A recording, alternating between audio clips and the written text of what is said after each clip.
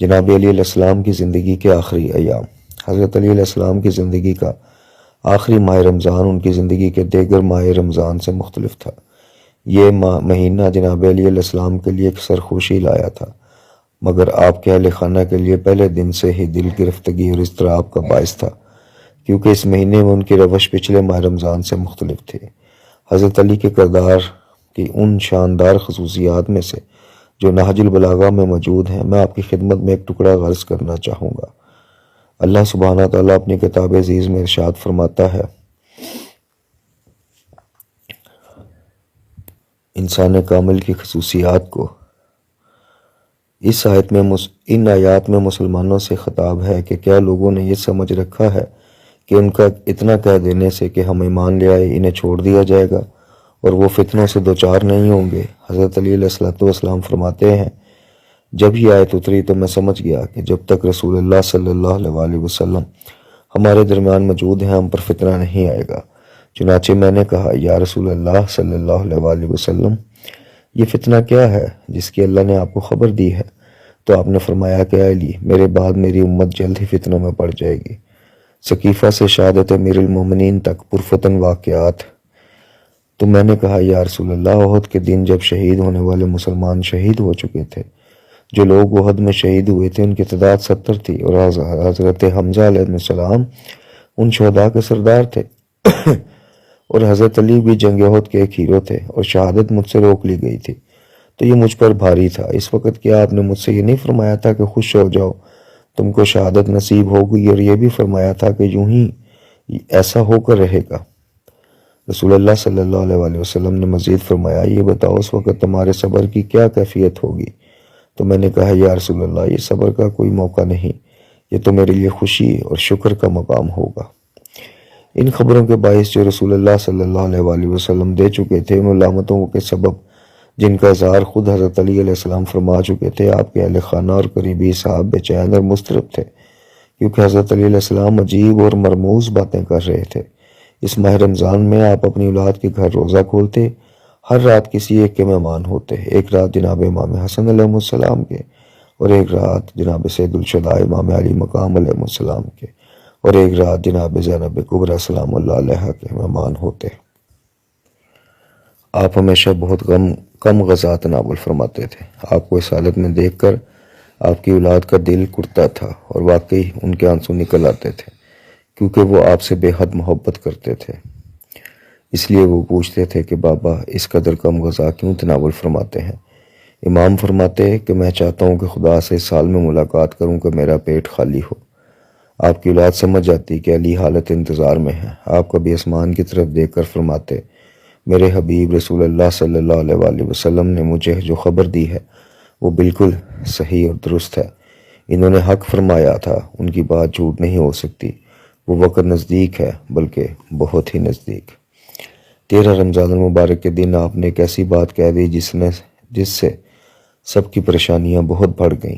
غالباً جمعہ کا دن تھا، آپ خطبہ دے رہے تھے۔ خطبے کے دوران آپ نے امام حسین علیہ السلام سے پوچھا، بیٹا اس مہینے کے کتنے دن باقی ہیں؟ انہوں نے فرمایا، بابا جان 17۔ امام نے فرمایا، جلدی میری داڑھی میرے سر کے خون سے رنگین ہو جائے گی۔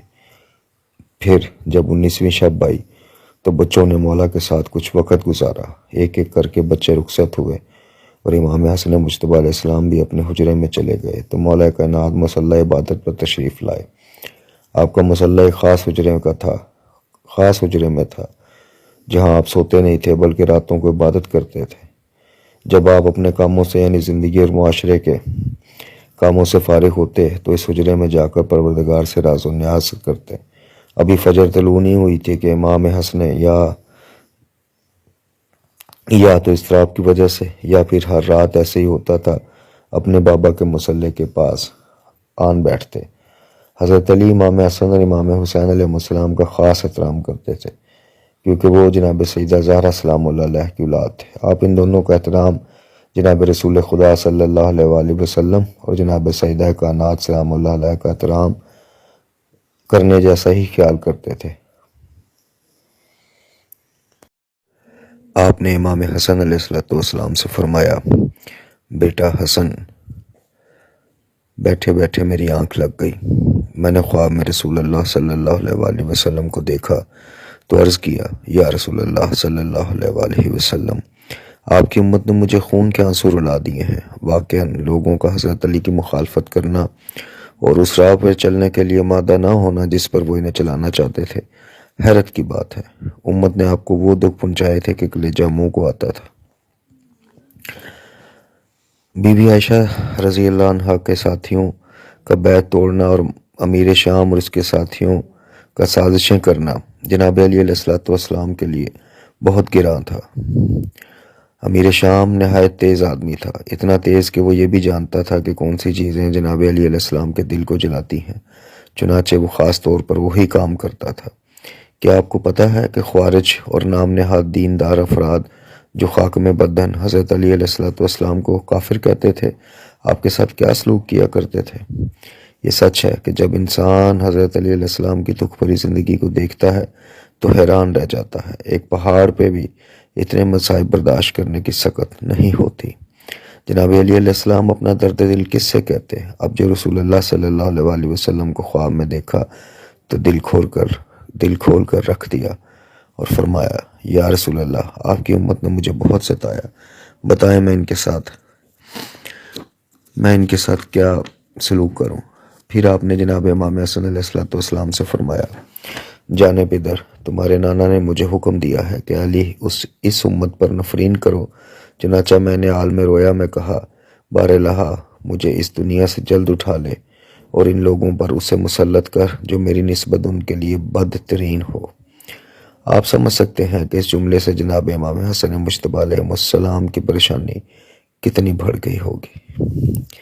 بدخوں کی فریاد۔ جب حضرت علی مسجد جانے کے لیے گھر سے نکلے تو بدخوں کی آوازیں بلند ہو گئی۔ آپ نے فرمایا، انہیں کچھ نہ کہو، یہ رو رہی ہیں اور زیادہ دیر نہ گزرے گی کہ لوگ بھی رو رہے ہوں گے۔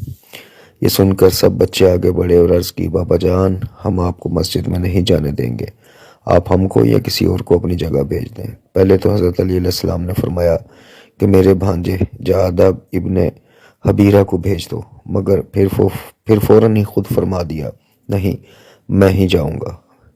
کہا گیا کہ ہم میں سے کسی کو اجازت دیجیے کہ آپ کے ساتھ جائیں، مگر حضرت نے قبول نہ کیا اور فرمایا، میں نہیں چاہتا کہ کوئی میرے ساتھ جائے۔ آپ کے لیے رات کیسی خوشگوار رات تھی، خدا ہی جانتا ہے کہ آپ کے جذبات کیا تھے۔ خود آپ ہی نے فرمایا ہے، میں نے بہت چاہا کہ راز کو جان لوں، مگر صرف اجمالی طور پر ہی جان سکا کہ کوئی بڑا حادثہ ہونے والا ہے، جیسا کہ نہج البلاغہ میں آپ کے اس قول سے معلوم ہوتا ہے۔ میں نے اس موت کے چھپے ہوئے بھیدوں کی جستجو میں کتنا ہی زمانہ گزارا، مگر مشیت ایزدی یہی رہی کہ اس کی تفصیلات بے نقاب نہ ہوں۔ جناب علی علیہ السلام کی آخری اذان۔ آپ خود فجر کی اذان دیا کرتے تھے۔ سپیدہ سحر نمودار ہونے کے قریب تھا کہ آپ گلدستہ اذان پر تشریف لے گئے اور اذان کہی۔ پھر سپیدہ سحر سے مخاطب ہو کر فرمایا، جس دن سے علی نے اسلام کی آغوش میں آنکھ کھولی ہے، اس دن سے آج تک کیا کوئی ایسا دن گزرا ہے کہ تو نمودار ہو رہا ہو اور علی سو رہا ہو؟ یعنی پہلے تو ایسا نہیں ہوا، مگر اب علی علیہ السلام کی آنکھ ہمیشہ کے لیے بند ہو جائے گی۔ جب آپ اذان دے چکے تو فرمایا، اللہ کی راہ میں لڑنے والے مومن مجاہد کو راستہ دو، وہ جو خدائے واحد کے سوا کسی اور کی عبادت نہیں کرتا اور لوگوں کو نماز کے لیے پابندی سے جگایا کرتا ہے۔ دیکھیے، آپ اپنا تعارف ایک مومن اور مجاہد کے طور پر کرا رہے ہیں۔ آپ کے اہل بیت کو اجازت نہیں کہ وہ اپنی جگہ سے حرکت کریں۔ حضرت علی علیہ السلام کہہ چکے کہ بدخوں کی فریاد کے بعد شور ماتم بلند ہوگا۔ جناب سیدہ ثانی، جناب زینب سلام اللہ علیہا اور جناب ام کلثوم سلام اللہ علیہا اور تمام اہل خانہ جاگ رہے ہیں، مگر ایک اضطرابی کیفیت کے ساتھ۔ سب کے دل دھڑک رہے ہیں کہ نہ جانے اس رات کی تاریکی ختم ہونے سے پہلے کیا ہونے والا ہے۔ اچانک ایک آواز نے سب کو اپنی طرف متوجہ کیا، اے علی کے سوگوارو! قیامت کی اس گھڑی میں ہر گوشہ کنار سے یہی آواز آ رہی تھی۔ خدا کی قسم، ہدایت کے ستون منہدم ہو گئے۔ خدا کی قسم، تقویٰ کی نشانیاں مٹ گئیں۔ خدا کی قسم، حق کی مضبوط رسی ٹوٹ گئی۔ خدا کی قسم، مصطفیٰ کے ابن قتل کر دیے گئے۔ خدا کی قسم نبی مجتبیٰ کے وصی قتل کر دیے گئے، خدا کی قسم علی مرتضیٰ قتل کر دیے گئے، خدا کی قسم اولین و آخرین کے بدبخت ترین شخص نے انہیں قتل کر دیا، خدا کی لعنت ہو اس پر۔ لا حول ولا قوت الا باللہ العلی العظیم وصلی اللہ علی محمد وآلہ طاہرین۔ تیسری تقریر، اسلام میں انسان کامل کا تصور کے موضوع پر آپ مسجد جاوید میں تیسری تقریر سن رہے ہیں۔ اپنے موضوع کو پچھلے بیان سے متصل کرتے ہوئے میں یہ عرض کروں گا کہ انسان کی حقیقت اور ماہیت کے بارے میں اختلاف پایا جاتا ہے۔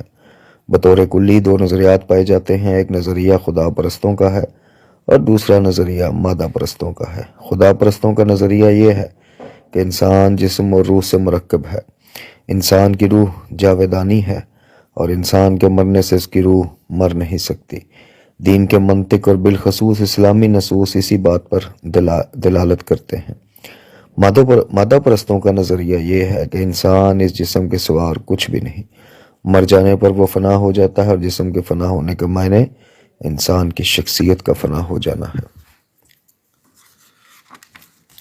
معنویت انسان کی ماہیت اور حقیقت کے بارے میں اتنے بڑے اختلاف نظر کے باوجود خدا پرستوں اور مادہ پرستوں کے درمیان اس معاملے میں کوئی اختلاف نہیں کہ ایک سلسلہ امور ایسا بھی ہے جو مادے اور مادیات کے جن سے نہیں ہے۔ اس سلسلہ امور کو معنویات کہا جاتا ہے۔ یہ امور ایسے خصوصیات پر مبنی ہیں جو انسان کو قدر و منزلت اور شخصیت بخشتے ہیں۔ انہی امور کی بدولت انسان ہے، یعنی اگر انسان سے یہ معنی لے لیے جائیں، سلب کر لیے جائیں تو انسان اور حیوان میں کوئی فرق باقی نہیں رہ جاتا۔ دوسرے لفظوں میں یہ کہا جا سکتا ہے کہ انسان کی انسانیت اس کی جسمانی ساخت کی بنا پر نہیں ہے۔ اس لیے یہ نہیں کہا جا سکتا کہ جو فرد ایک سر اور دو کان رکھتا ہو، جس کے ناخن چپٹے اور قد سیدھا ہو اور وہ دو ٹانگوں پر چلتا ہو اور وہ انسان ہے، چاہے وہ بھی ہو اور جیسا بھی ہو۔ نہیں جناب، ایسا نہیں ہے۔ اس مطلب کو شیخ سعدی نے اپنی ایک نظم میں یوں بیان کیا: آدمی کا جسم اس کی روح کی وجہ سے محترم ہے، صرف یہ متناسب جسم آدمیت کی نشانی نہیں۔ اگر آدمی اسی آنکھ، زبان، کان اور ناک کا نام ہے تو پھر دیوار پر بنی آدمی کی تصویر میں اور خود اس آدمی میں کیا فرق ہے؟ اگر اس بدن کے معنی آدمی ہونا ہے تو پھر جو لوگ ماں کے پیٹ سے پیدا ہوتے ہیں وہ سب آدمی ہوتے ہیں، مگر ایسا نہیں ہے، بلکہ آدمی ہونا صفات، اخلاق اور معنوی امور کا ایک سلسلہ ہے۔ یہی وہ چیزیں ہیں جن کی بدولت انسان ہے، آدمی ہے، اور اسی سے اس کی شخصیت یعنی پرسنالٹی بنتی ہے۔ آج کل انسانی قدروں یعنی ہیومن ویلیوز کی اصطلاح بڑی عام ہے۔ میں نے پچھلی تقریر میں جو عرائض پیش کیے تھے، آج ان کی کچھ تفصیل عرض کرنا چاہتا ہوں۔ فرد یا معاشرے میں جو بگاڑ پیدا ہوتا ہے اس کی دو قسمیں ہیں۔ پہلی قسم وہ ہے جو انسانی قدروں کے مقابل کھڑی ہو جاتی ہے، یعنی اس قدر کی ضد ہوتی ہے، مثلاً عدل کے مقابل ظلم، آزادی کے مقابل گھٹن اور پابندی عقیدت اور عبادت کے مقابل بے عقیدتی، بے اعتدالی اور عقل و خرد کے مقابل نادانی اور حماقت کھڑی ہو جاتی ہے۔ مگر اکثر بگاڑ اس شکل میں نہیں ہوتا کہ اعلیٰ انسان اقدار کی ضدیں ان کے مقابل آ کھڑی ہوں۔ اگر ایسا ہوتا تو وہ ضدیں بہت جلد شکست کھا جاتی۔ اس کے برعکس انسان کے زیادہ تر انحرافات ایسے ہوتے ہیں جیسے سمندر کا اتار چڑھاؤ۔ چنانچہ کبھی ایک انسانی قدر کینسر کی طرح بڑھنے لگتی ہے اور دوسری قدروں کو اپنے نیچے دبا لیتی ہے۔ مثلاً زہد و تقویٰ بجائے خود قدر ہے اور انسانی معیارات میں سے ایک معیار ہے، مگر ہم دیکھتے ہیں کہ کبھی ایک فرد یا ایک معاشرہ زہد کی جانب اتنا زیادہ مائل ہو جاتا ہے اور اس میں اتنا ڈوب جاتا ہے کہ زہد ہی سب کچھ ہو کر رہ جاتا ہے۔ گویا وہ شخص کی مانند ہو جاتا ہے جس کے جسم کا فقط ایک حصہ بڑھے اور باقی حصوں کی نشو و نما رک جائے۔ درد اور اس کے فائدے۔ اس تمہید کے ساتھ جو میں نے عرض کی، تمام مکاتب حتیٰ کہ مادہ پرست بھی معنوی قدروں کے قائل ہیں۔ انسانی قدروں کا خلاصہ بطور کلی ایک عنوان کے تحت بیان کیا جا سکتا ہے، پھر اس عنوان سے مزید کئی شاخیں نکلتی ہیں۔ یہ وہ چیزیں ہیں جو ہمارے عارفوں کی اصطلاح میں اور علماء جدید کی تحریروں میں نظر آتی ہیں، بلکہ علماء عرفان کی اصطلاح میں آنے سے پہلے یہ چیزیں اسلامی متون میں آئی ہیں، یعنی انسانیت کا اصلی معیار درد رکھنا ہے یا صاحب درد ہونا ہے۔ یہ وہ چیز ہے جس کے بارے میں کہا جا سکتا ہے کہ یہی انسانیت کی اصلی معیار ہے۔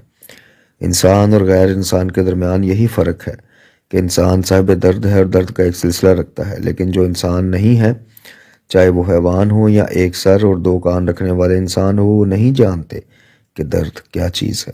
یہاں رک کر ہم درد کی کچھ وضاحت کرنا چاہتے ہیں۔ ممکن ہے آپ کو بھی میری یہ بات عجیب لگے، کیونکہ درد تو ایک بری چیز ہے جس سے انسان کو دور رہنا چاہیے، بلکہ اسے ختم کر دینا چاہیے۔ پھر یہ کیسے ہو سکتا ہے کہ انسانیت کا معیار اور ایک بڑی قدر درد رکھنا ہو، جبکہ یہ ہے تو بری چیز؟ کیا درد اچھی چیز ہو سکتی ہے؟ کہیں ایسا تو نہیں کہ ہم درد اور سر چشمہ درد کے بارے میں غلطی کھا رہے ہیں؟ ہمیں چاہیے کہ اس کی حقیقت کو جانیں۔ مثلاً اگر ایک بیماری یا ایک زخم بری چیز ہے، تو در حقیقت وہ ان جراثیم کا وجود ہے جو بیمار پر عارض ہے، اور اس زخم کا وجود ہے جو بدن پر طاری ہے اور درد کا سر چشمہ ہے۔ معدے کے زخم یا آنت کا زخم درد بہت برا ہوتا ہے۔ جو چیز بری ہے وہ زخم کا وجود ہے جس سے انسان کو تکلیف پہنچتی ہے، لیکن خود درد بری چیز نہیں، اگرچہ اس سے انسان کو تکلیف ہوتی ہے، مگر درد انسان کو ہوشیار اور بیدار کرتا ہے۔ جب سر میں درد ہوتا ہے تو اس کی کوئی وجہ ضرور ہوتی ہے، یہ خبر دیتا ہے کہ سر میں کوئی خرابی پیدا ہو گئی ہے۔ اس خبر کے نتیجے میں آپ علاج کی طرف متوجہ ہو جاتے ہیں۔ اسی طرح کار کے ریڈیٹر میں پانی کم ہو جانے کی خبر دیتی ہے، یعنی کار کی جو سوئی ہے وہ کار کے ریڈیٹر میں پانی کم ہونے کی خبر دیتی ہے۔ یہ سوئی بذات خود اچھی چیز ہے، مگر ریڈیٹر میں پانی کا کم ہو جانا اور آپ کی کار کا گرم ہو جانا یہ اچھی چیز نہیں۔ اگر انسان کے بدن اور سر میں درد ہو اور انسان اسے محسوس نہ کرتا ہو تو اسے بدن میں خرابی کی خبر نہ ہوتی اور وہ اس خرابی کا علاج نہیں کروا سکتا۔ یہ درد ایک نافذ الحکم مامور کی طرح انسان کو مجبور کرتا ہے کہ وہ اپنا علاج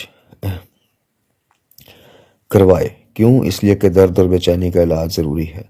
لہٰذا درد، حتیٰ کہ جسمانی اور عضوی درد، ایک نعمت ہے، احساس ہے، آگہی ہے، بیداری ہے۔ یہ آگہی اور یہ بیداری اچھی چیز ہے، چاہے انسان کو یہ آگہی بدن میں خرابی کی وجہ سے ہی ہوئی ہو۔ مولانا روم کہتے ہیں، بیماری میں غم و افسوس ہمہ وقت انسان کو بیدار رکھتی ہے۔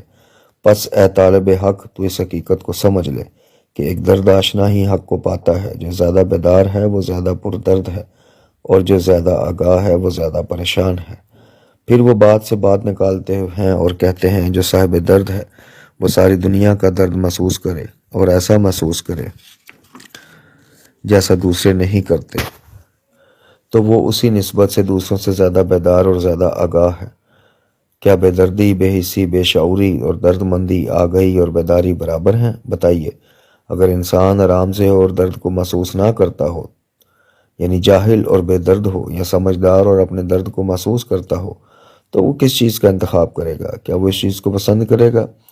وہ سمجھدار ہے اور درد مند ہو، یہ اس چیز کو پسند کرے گا کہ وہ بے ہوشی، غبی اور احمق ہو اور درد کو ہی نہ جانے؟ یقیناً ایک سمجھدار اور آگاہ شخص کی بے چینی ایک جاہل، بے خبر اور بے حس آدمی کے آرام سے بہتر ہے۔ مثل مشہور ہے کہ انسان اگر سکرات ہو لیکن کمزور اور لاغر ہو تو یہ اس سے بہتر ہے کہ وہ سور ہو اور خوب موٹا تازہ ہو۔ یعنی اگر انسان سکرات کی طرح دانا و بینا ہو مگر کھانے سے محروم ہو تو یہ چیز اس سے بہتر ہے کہ وہ سور کی طرح خوب کھاتا ہو مگر کچھ سمجھتا نہ ہو۔ عقل سے شکایت۔ ہمارے ادب میں عقل سے شکایت بڑی نمایاں نظر آتی ہے۔ یہ خود ایک الگ موضوع ہے۔ ہمیں اپنے ادب میں، خاص کر شعراء کے ہاں، یہ چیز زیادہ نظر آتی ہے جب وہ کہتے ہیں کہ کاش ہمارے پاس عقل نہ ہوتی۔ اس چیز کا کیا فائدہ کہ آدمی اپنے معاشرے میں ہوشیار، عقل مند اور حساس ہو؟ حساس ہونا، عقل مند ہونا اور ہوشیار ہونا آدمی سے اس کا آرام و سکون چھین لیتا ہے اور اسے بے آرام اور بے سکون کر دیتا ہے۔ ایک شاعر کہتا ہے، میری عقل اور میرے سمجھ میری جان کے دشمن ہیں، کیا یہ اچھا ہوتا میری آنکھ اور میرے کان دیکھنے اور سننے سے محروم ہوتے۔ ایک اور شاعر کہتا ہے، تو عقل مند نہ بن، تجھے دیوانوں کا غم کھانا پڑے، تو دیوانہ بن جا تاکہ عقل مند تیرا غم کھائے۔ یہ شاعر دیوانگی کے رام کو فرزانگی اور عقل و خرد کے بے ارامی پر ترجیح دیتے ہیں۔ یہ سب کی سب غلط باتیں ہیں۔ جو شخص انسانیت کے مقام پر پہنچ جائے اور درد رکھنے اور احساس ہونے کی قدر و قیمت جان لے، وہ ہرگز ایسا نہیں کہتا، بلکہ رسول اللہ صلی اللہ علیہ وآلہ وسلم کی یہ حدیث پیش کرتا ہے کہ ہر شخص کی سچی دوست اس کی عقل ہے اور اس کی سچی دشمن اس کی جہالت ہے۔ جب کوئی شخص یہ کہتا ہے کہ عقل و خرد میری جان کے دشمن ہیں، تو معلوم ہوتا کہ وہ جہالت اور نادانی سے پیدا ہونے والی تکالیف اور مصیبتوں کا احساس ہی نہیں کرتا۔ اگر وہ ان کا احساس کرتا تو ہرگز ایسی بات نہ کہتا۔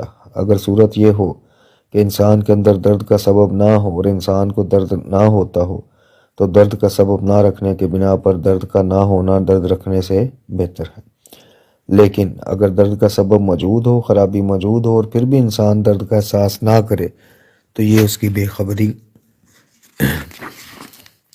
بیچارگی اور بدقسمتی ہے۔ جسمانی بیماریوں میں سے جو بھی بیماری آئے اور شروع میں اس کا درد محسوس نہ ہو تو وہ جان لیوا یعنی سائلنٹ کلر ثابت ہوتی ہے، کیونکہ اگر درد کا سبب شروع میں معلوم ہو جائے اور انسان اس کا احساس کر لے تو ممکن ہے کہ اس بیماری کا علاج کر لیا جائے۔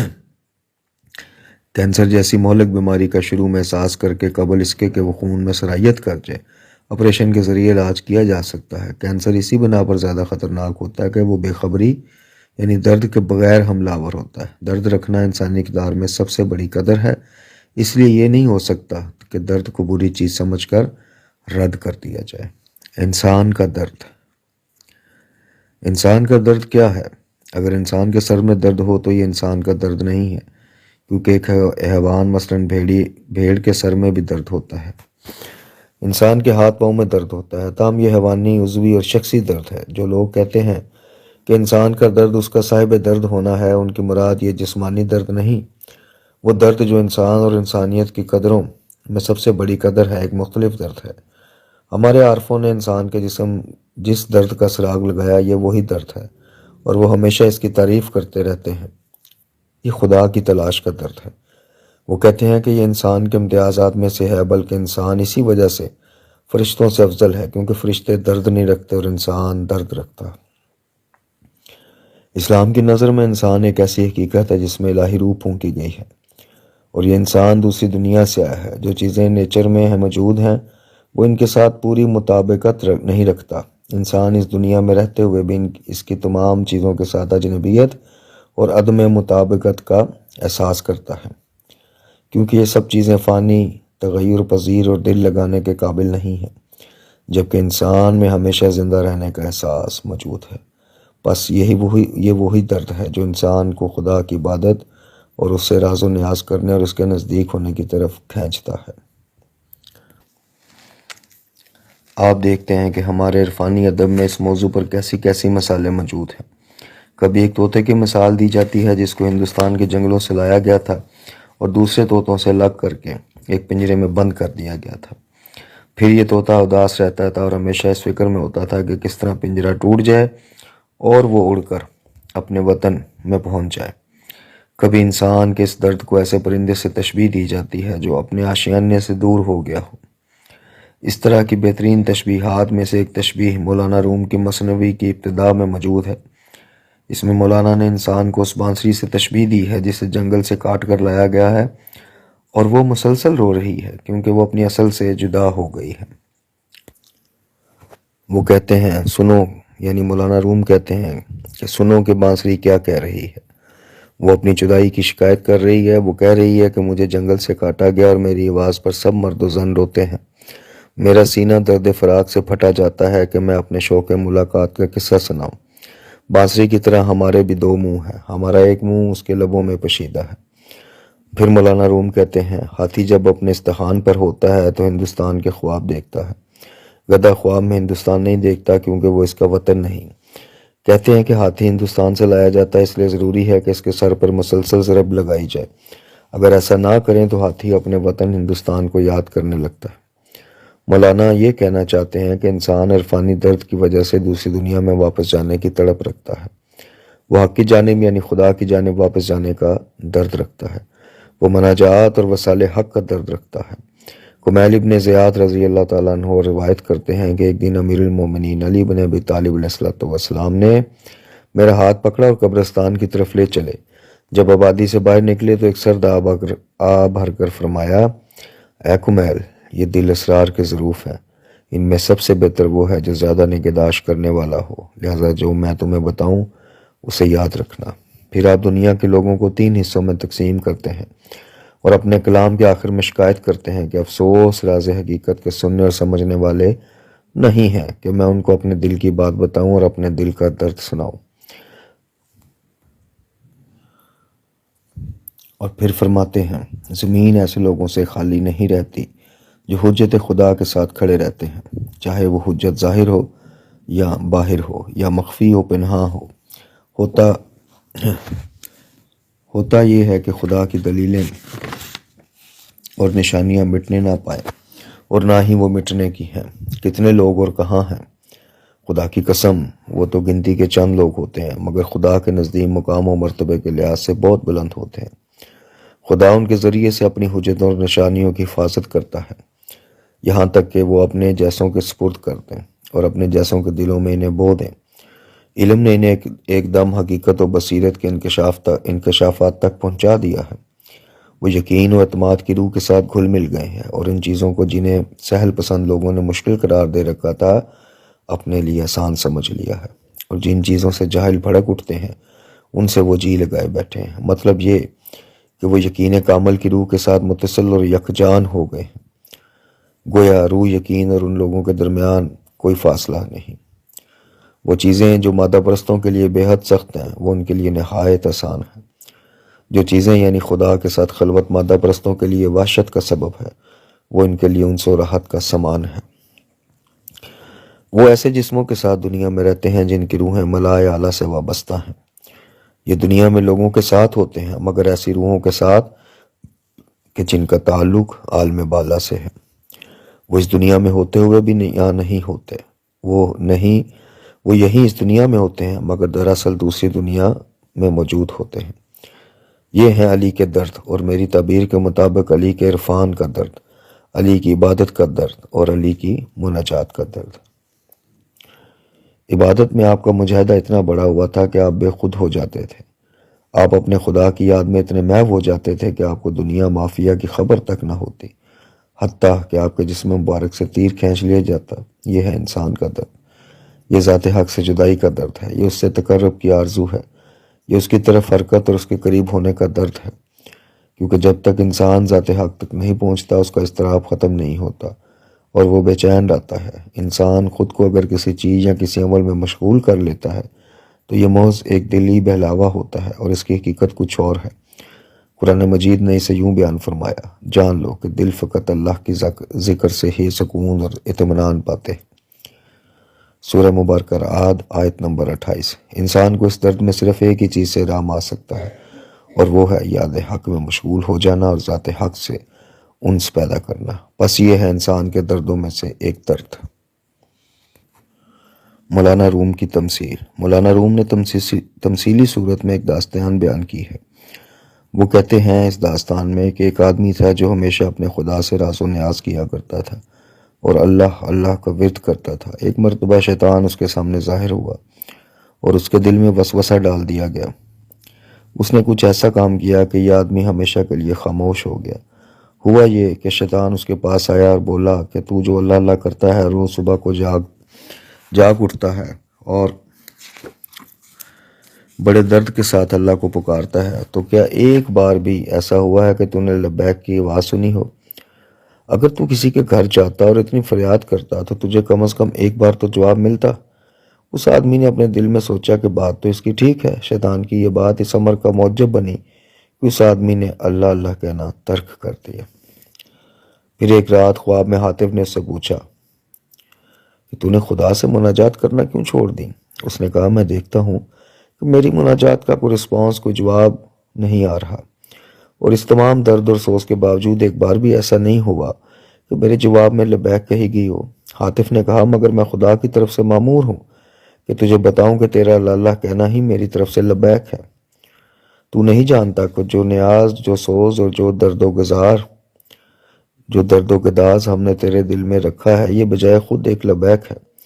عزیزان گرامی، اب غور کیجئے کہ امیر المومنین علی علیہ السلام دعائے کمیل میں یہ کیوں فرماتے ہیں، خدایا میرے وہ گناہ بخش دے جو دعا کرنے سے روک دیتے ہیں، یعنی وہ گناہ معاف فرما جو دعا کی لذت اور مناجات کا درد چھین لیتے ہیں۔ اسی لیے کہا جاتا ہے کہ دعا انسان کے لیے مطلوب بھی ہے اور وسیلہ بھی، یعنی دعا ہمیشہ قبول ہونے کے لیے نہیں ہوتی، اگر دعا قبول نہ ہو تب بھی وہ مستجاب ہے، کیونکہ دعا خود مطلوب ہے۔ خلق خدا کے لیے انسان کا درد۔ لوگوں کے ایک اور گروہ کا ماننا ہے کہ انسان کا درد ایک بڑی قدر ہے۔ وہ کہتا ہے کہ انسان کا درد خلق خدا کے لیے ہونا چاہیے، نہ کہ خدا کے لیے۔ یہ گروہ کہتا ہے کہ انسانیت کا معیار یہ ہے کہ انسان دوسروں کا درد رکھے، یعنی وہ مصیبتیں جو اس پر نہیں پڑی بلکہ دوسروں پر پڑی ہیں وہ اس کے دل میں درد پیدا کرے۔ بقول شیخ سعدی، انسان دوسروں کا غم خوار بنے۔ میرا رنگ تنگ دستی سے زرد نہیں ہوا بلکہ تنگ دستوں کے زخم نے میرے چہرے کو کملا دیا ہے۔ اگر انسان کے دل میں اپنے ہم جنسوں کا درد پیدا ہو جائے تو اس سے غم خواری پیدا ہوتی ہے، اور اگر دوسرے لوگ بھوکے ہوں تو اسے نیند نہیں آتی۔ اگر دوسرے کے پاؤں میں کانٹا چبھ جائے تو اسے یوں لگتا ہے کہ جیسے خود اسے کانٹا چبھ گیا۔ یہ درد انسان کا وہ درد ہے جو اس کو شخصیت اور قدر و قیمت بخشتا ہے، اور یہی درد تمام انسانی قدروں کا سرچشمہ ہے۔ بقول مرزا غالب، درد دل کے واسطے پیدا کیا انسان کو، ورنہ طاعت کے لیے کچھ کم نہ تھے کرو بیاں۔ آج کل ہم دیکھتے ہیں کہ کچھ لوگ ہر وقت ایک ہی رٹ لگائے رکھتے ہیں کہ فلاں مسئلہ انسانی مسئلہ ہے۔ ان لوگوں کو اس کے سوا کہیں اور انسانیت نظر نہیں آتی کہ جس درد کی بازگشت انسان کے اس احساس کی طرف ہے جو اپنے ہم جنسوں کے لیے رکھتا ہے، بس یہی انسان کا درد ہے، اور ہر وہ درد جو اس کے علاوہ ہے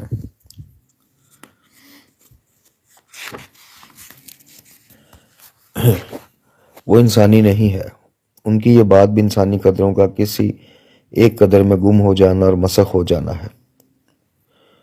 اسلام کی نظر میں انسان کا درد، کیا اسلام کی نظر میں انسان صرف وہ ہے جو خلق خدا کا درد رکھتا ہو، یا وہ شخص ہے جو صرف خدا کا درد رکھتا ہو؟ اسلام کے مطابق انسان وہ ہے جو خدا کا درد رکھتا ہو، اور چونکہ وہ خدا کا درد رکھتا ہے اس لیے اس کے دل میں خلق خدا کا درد بھی ہوتا ہے۔ قرآن مجید فرقان حمید رسول اکرم صلی اللہ علیہ وسلم کے بارے میں فرماتا ہے، اے رسول، اگر یہ لوگ اس تعلیم پر ایمان نہ لائیں تو عجب نہیں کہ آپ ان کی ہدایت کے پیچھے مارے افسوس کے اپنی جان ہی دے دیں۔ سورہ مبارکہ کاف آیت نمبر 6۔ دیکھیے، قرآن کہہ رہا ہے کہ رسول اکرم صلی اللہ علیہ وسلم بنی نوع انسان کی ہدایت و سعادت اور دنیا آخرت کی مصیبتوں سے نجات کے لیے اتنے حریص ہیں کہ شاید لوگوں کا غم کھا کر آپ اپنے آپ کو ہلاک کر دینا چاہتے ہیں۔ ایک اور جگہ قرآن فرماتا ہے، اے طٰہٰ، ہم نے آپ پر قرآن اس لیے نہیں اتارا کہ آپ مشقت اٹھائیں، وہ تو اس لیے اترا ہے کہ جو دل انکار اور بد عملی کے نتائج سے ڈرنے والا ہے اس کے لیے کوئی نصیحت ہو جائے۔ ایک اور جگہ قرآن فرماتا ہے، اے لوگو، تمہارے پاس ایک رسول صلی اللہ علیہ وسلم آ گیا ہے جو تم ہی میں سے ہے، تمہارا رنج و کلفت میں پڑنا اس پر بہت بھاری گزرتا ہے، وہ تمہاری بھلائی کا بڑا ہی خواہش مند ہے، وہ مومنوں کے لیے شفقت رکھنے والا اور رحمت والا ہے۔ سورہ مبارکہ توبہ آیت نمبر 128۔ دیکھیے قرآن کی تعبیر کتنی شاندار اور کتنی اعلیٰ ہے۔ وہ کہتا ہے کہ اے لوگو، تمہارے پاس جو رسول آئے ہیں وہ تم ہی میں سے ہیں۔ اس رسول کی پہلی خصوصیت یہ ہے کہ یعنی تمہاری مشکلیں، تکلیفیں اور پریشانیاں اس سے شاک گزرتی ہیں، کیونکہ وہ تمہارا ہمدرد ہے۔ پس مسلمان کون ہے؟ مسلمان وہ ہے جو خدا کا درد رکھتا ہو اور اس درد کی وجہ سے خلق خدا کا بھی درد رکھتا ہو۔ عزیزان من، قرآن نے حریص علیکم کی تعبیر استعمال کی ہے۔ آپ نے دیکھا ہوگا کہ بعض باپ یہ چاہتے ہیں کہ ان کا بچے ملا بن جائے۔ اپنی اس خواہش میں وہ اتنا آگے چلے جاتے ہیں کہ لوگ کہتے ہیں کہ فلاں شخص اس بات کا حریص ہے کہ اس کا بچہ پڑھا لکھا بن جائے، عالم بن جائے، جس طرح ایک آدمی مال دنیا کا حریص ہوتا ہے، بالکل اسی طرح یہ شخص اپنے بچے کی تعلیم کے لیے حریص ہے۔ جو آدمی مال دنیا جمع کرنے کا حریص ہوتا ہے، اسی طرح بلکہ اس سے بھی بڑھ کر پیغمبر اکرم صلی اللہ علیہ وسلم لوگوں کی فلاح اور نجات کے حریص ہیں۔ آپ لوگوں کی فلاح و بہبود کا درد رکھتے ہیں۔ یہ ہے خلق خدا کا درد۔ کیا خود مولا کائنات نے درد کی یہ تعبیر نہیں کی؟ آپ نے وہ مشہور واقعہ کئی بار سنا ہوگا کہ جب مولا کائنات کو اطلاع ملی کہ بصرہ میں ان کے گورنر عثمان ابن حنیف رضی اللہ عنہ ایک دعوت میں شرکت کی ہے تو آپ نے ان کو سرزنش کی۔ کیا اس دعوت میں نعوذ باللہ شراب پی گئی تھی؟ کیا وہ مہمانوں کے لیے جوا کھیلا جاتا تھا؟ یا انہوں نے فسق و فجور کا ارتکاب کیا تھا؟ ایسی تو کوئی بات ہی نہیں ہوئی تھی۔ پھر ہوا کیا تھا؟ اس دعوت کی برائی اور عثمان بن حنیف کی غلطی یہ تھی کہ انہوں نے ایک ایسی دعوت میں شرکت کی تھی جس میں صرف امیر لوگوں کو مدعو کیا گیا تھا اور غریبوں کو نہیں بلایا گیا تھا۔ چنانچہ جب حضرت علی علیہ السلام کو خبر ملی تو آپ کو معلوم ہے کہ انہوں نے عرض کی انہوں نے کیا فرمایا تھا؟ انہوں نے فرمایا تھا مجھے امید نہ تھی کہ تم ان لوگوں کی دعوت قبول کر لو گے جن کے یہاں غریب دھتکارے گئے ہوں اور صرف دولت مند مدعو کیے گئے ہوں۔ اس کے بعد آپ نے فرمایا اگر میں چاہتا تو اپنے لیے خالص شہد، عمدہ گیہوں اور ریشمی کپڑے مہیا کر سکتا تھا۔ ذرا غور تو کیجیے، حضرت علی خلیفہ ہیں مگر آپ فرماتے ہیں ایسا نہیں ہو سکتا کہ خواہشیں مجھے مغلوب کر لیں اور حرص و ہوا مجھ پر قابو پا لیں۔ ایسا نہیں ہو سکتا میں خود کو حرص و ہوا کے سپرد کر دوں۔ حضرت علی علیہ السلام کیا یہ کہنا چاہتے ہیں کہ خدا نے ان نعمتوں کو ان پر حرام کر دیا ہے؟ نہیں، وہ اپنی بات کی وضاحت کرتے ہیں اور کہتے ہیں کہ کوئی یہ نہ سمجھے کہ اچھا لباس پہننا یا اچھی غذا اور مصفا شہد کھانا حرام ہے۔ نہیں جناب، یہ بات نہیں، مسئلہ کچھ اور ہے۔ یہ چیزیں حرام نہیں ہیں، حلال ہیں۔ آپ نے اس کے آگے فرمایا کہ شاید حجاز اور یمامہ میں ایسے لوگ ہوں جنہیں ایک روٹی ملنے کی بھی آس نہ ہو اور پیٹ بھر کر کھانا نہ ملتا ہو۔ کیا میں شکم سیر ہو کر سوتا رہوں جبکہ میرے گرد و پیش بھوکے پیٹ لوگ موجود ہوں؟ کیا میں ایسا بن جاؤں جیسا کہ ایک شاعر نے کہا ہے کہ تیرے لیے اتنا ہی درد کافی ہے کہ تو پیٹ بھر کر سوتا رہے اور تیرے ارد گرد بھوکے لوگ موجود ہیں؟ اسے کہتے ہیں خلق خدا کا درد، اسے کہتے ہیں انسانیت سے محبت، اور یہی ہے تمام انسانی قدروں کی ماں۔ اس کے آگے حضرت علی علیہ السلام فرماتے ہیں کہ میں اپنے اس لقب پر مطمئن ہو جاؤں کہ مجھے امیر المومنین کہا جاتا ہے اور زمانے کی سختیوں میں مومنوں کا ساتھ نہ دوں؟ دیکھیے، یہی سب باتیں تو ہمدردی ہے، یہی تو ہے دوسروں کے درد کا احساس۔ درد مطلوب۔ اب میں آپ سے پوچھتا ہوں کہ کیا یہ بہتر ہے کہ آدمی بے حس ہو اور اس کے اعضاء بھی بے حس بے حرکت ہوں پھر بھی وہ آرام سے سویا ہو، یا یہ بہتر ہے کہ وہ حساس ہو اور اس درد کو محسوس کرے، اس کے باوجود کہ درد ہے لذیذ بھی ہے کیونکہ دوسرے انسانوں کا درد ہے، اور ایسا درد ہمیشہ ہی لذیذ ہوا کرتا ہے۔ اس لذت میں کیا راز ہے، یہ خدا ہی بہتر جانتا ہے۔ جس طرح دوسروں کے لیے درد رکھنا لذیذ ہے، اسی طرح ہجر حق یعنی حق تعالیٰ سے دوری کا درد بھی لذیذ ہوتا ہے۔ ابو علی سینا نے اپنی کتاب اشارات کے آخر میں اس مسئلے پر ایک چیز اس حال میں کہ درد ہے لذیذ بھی ہے ایک مثال بیان کی ہے۔ وہ کہتے ہیں کہ اس کی مثال خارش کی مثال ہے۔ جب انسان کا بدن سوج جاتا ہے اور اسے کھجلی ہوتی ہے تو وہ اپنے بدن کو کھجاتا ہے، کھجانے سے اسے درد تو ہوتا ہے مگر عین اسی عالم میں اسے ایک لذت بھی ملتی ہے اور یہ درد اسے ناگوار نہیں ہوتا۔ یہ درد انسان کو رلاتا اور اس کی روح کو تڑپاتا ہے مگر یہ درد محبوب ہے، یہ درد مطلوب ہے۔ انسان ہمیشہ درد اور رنج و غم سے دور بھاگتا ہے، لیکن اگر کوئی ہم سے کہے کہ فلاں جگہ مجلس حسین علیہ السلام ہو رہی ہے، چلو چل کر ذکر و مصائب سنیں اور کچھ آنسو بہائیں، تو ہم کیا چاہیں گے کہ وہاں نہ جائیں؟ جب تک انسان کے دل میں درد نہ ہو، اس کی روح میں تڑپ نہ ہو، وہ آنسو نہیں بہاتا۔ لیکن عین اسی حال میں جب انسان کا دل چاہتا ہے کہ مجلس حسین علیہ السلام میں جائے، اس درد کو محسوس کرے اور روئے اور پھر وہاں جا کر روتا ہے تو ایک طرح کی تسکین پاتا ہے، کیونکہ اس درد کے سامنے دوسرا اور کوئی درد ہے ہی نہیں۔ یہ ہے انسانیت کا درد۔ بہت اچھا ہے اس آدمی کا بدن جس کی روح صرف اپنے بدن کا درد محسوس کرتی ہے، کیونکہ یہ روح ہمیشہ چاہتی ہے کہ اس کے بدن کی بے آرامی کو ختم کر دے، مگر اس بدن کا حال کتنا مشکل ہے جس کی روح صرف اپنے بدن کی نہیں بلکہ ہر بدن کی روح ہوتی ہے، ایسی روح جو سب کا درد اپنے اندر سمیٹ لیتی ہے۔ ایسا بدن مجبور ہوتا ہے کہ آرام و آسائش کے وسائل فراہم ہونے کے باوجود نان و جوئیں کے 2 لقموں پر گزارا کرے۔ مبادہ حجاز اور یمامہ میں ایسے لوگ ہوں جنہیں ایک روٹی بھی نہ ملتی ہو اور وہ بھوکے پیٹ سوتے ہوں۔ ایسا بدن پیوند لگے جوتے پہنتا ہے تاکہ وہ ایسی روح کے ساتھ جڑ جائے جیسی روح جناب علی علیہ السلام کی ہے۔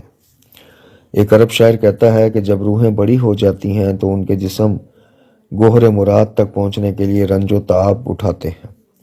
روح جب بڑی ہو جاتی ہے اور سب بدنوں کی روح بن جاتی ہے اور سب کا دکھ درد محسوس کرنے لگتی ہے تو اس کا کام اتنا لمبا ہو جاتا ہے کہ وہ سزا اور جزا کے بارے میں سوچنے لگتی ہے۔ کس لیے؟ غافل ہو جانے کے لیے، ایک بیوہ اور چند یتیم بچوں کے حال سے غافل ہو جانے کے لیے۔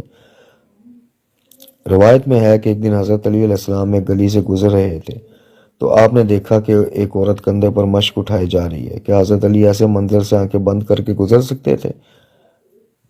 یہ منظر دیکھ کر آپ کے دل میں درد اٹھتا ہے اور آپ سوچتے ہیں کہ بلا وجہ ایسے نہیں ہو سکتا کہ ایک عورت پانی بھر کر لائے۔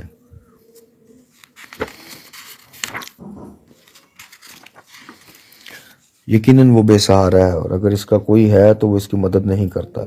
चुनाचे आप आगे बढ़ते हैं। आप ये नहीं कहते कि नौकर है, गुलाम है, कंबर आओ और इसकी मदद करो, बल्कि आप खुद आगे बढ़ते हैं और कमाल अदब से पूछते हैं कि बीबी, क्या मैं आपकी मदद कर सकता हूँ? क्या मैं आपकी मशक उठा सकता हूँ? ये ज़हमत मुझे करने दें। आप मशक उठाकर उस बेवा के घर पहुँचते हैं। मशक को ज़मीन पर रख कर उससे पूछते हैं कि क्या आप मुझे बताएंगी कि आप खुद क्यों पानी भरती हैं? शायद आपके घर में कोई मर्द नहीं है। वो कहती है, हाँ, मेरा शोहर मुमलिकत की सरहदों की हिफाजत करते हुए मारा गया है। बस अब मैं हूँ और मेरे यतीम बच्चे हैं। यह सुनकर जनाब अली अलैहिस्सलाम तड़प गए। लिखा है कि उस रात जब आप घर लौटे तो पूरी रात बेचैनी के सबब सो न सके। सुबह होते ही रोटियां, गोश्त, खजूरें और नकदी लेकर तेज़ी से उस औरत के घर पहुंचे और दरवाज़ा खटखटाया। अंदर से आवाज़ आई, कौन? आपने फरमाया, तुम्हारा वही मोमन भाई जो कल मशक उठाकर तुम्हारे घर आया था। उस औरत ने दरवाज़ा खोला तो आपने वो सारा सामान उसे दे दिया और फिर खुद खाना पकाया और अपने हाथों से यतीम बच्चों को खिलाया। जब बच्चे खाना खा चुके तो आपने बच्चों को अपनी गोद में बिठाया, इन्हें प्यार किया और आहिस्ता से फरमाया, बच्चों, अली को माफ़ कर देना कि वो तुमसे गाफिल रहा।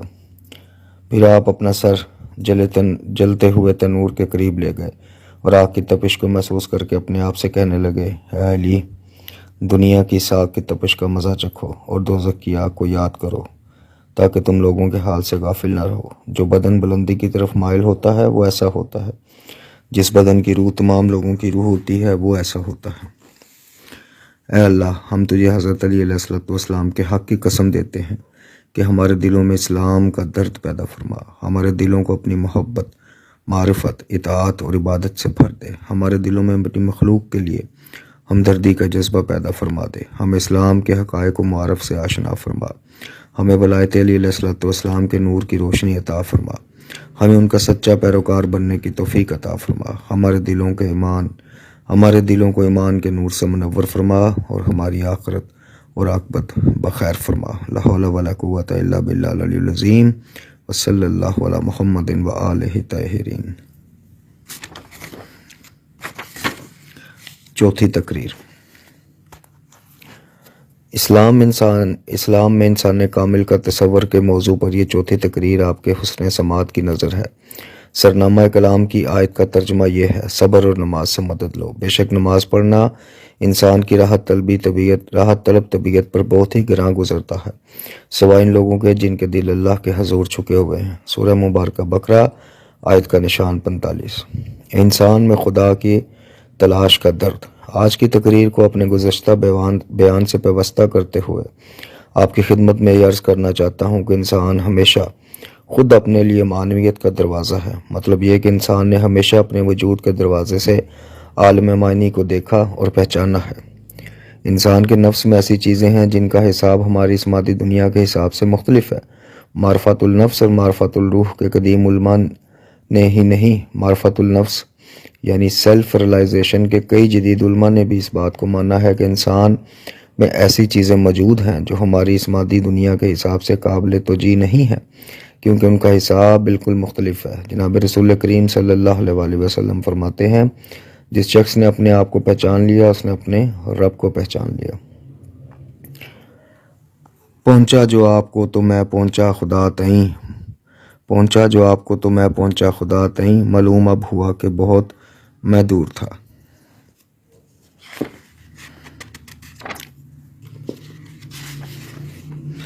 कुरान करीम ने कायनात की तमाम चीज़ों के मुकाबले में इंसान के लिए बतौर कुल्ली एक अलग और मुस्तकिल बाब खोला है। इरशाद इलाही है, अनकरीब हम अपनी निशानियाँ कायनात के मुख्तलिफ अतराफ में खुद इंसान के नफ्स में दिखाएंगे। सूरह मुबारक हामीम सजदा आयत का निशान 53। कुरान करीम ने लोगों के नफूस को कायनात से अलग बयान किया है और इसी आयत की वजह से हमारे अदब में आफाक और अनफुस की इस्तिलाहें राइज हुई हैं। हमारे यहाँ आफाकी मसाइल और नफसी मसाइल का जिक्र होता है। मुमकिन है आप ये पूछें कि इंसान के नफ्स में वो कौन सी चीज़ें हैं जिनकी मादी तौजीहात नहीं की जा सकती। ये एक लंबी दास्तान है जिसे मैं अभी छेड़ना नहीं चाहता। इंसानियत इंसान से जुदा है। मैंने अपनी पिछली तकारीर में बाज़ ऐसी चीज़ों को सराहत से बयान किया जो मादी लिहाज से मुख्तलिफ हैं। इंसानी कदरों का मसला या दूसरे लफ्ज़ों में इंसान की इंसानियत का मसला बजाय खुद एक मुस्तकिल मौजू है। अजीब बात यह है कि आप जिस मौजूद को भी लें, आप देखेंगे कि वो एक सिफ्त के तौर पर अपने आप से जुदा नहीं है। مثلاً چیتے سے چیتا پن، کتے سے کتا پن اور گھوڑے سے گھوڑا پن جدا نہیں ہے۔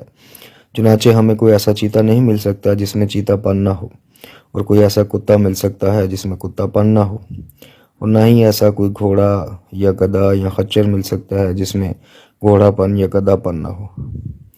مگر یہ ممکن ہے کہ ہمیں ایک ایسا انسان ملے جس میں انسانیت ہی نہ ہو، کیونکہ جن چیزوں کو ہم انسانیت سمجھتے ہیں وہ چیزیں انسان کو انسانیت اور شخصیت بخشتی ہیں، نہ کہ وہ چیزیں جو ایک انسان ہونے کا معیار ہیں۔ پہلی بات یہ ہے کہ چیزوں کا ایک سلسلہ ہے جس کا تعلق انسان کی بشریت سے ہے اور اس دنیا سے ہے، لیکن مادی ساخت سے انسان نہیں بنتا۔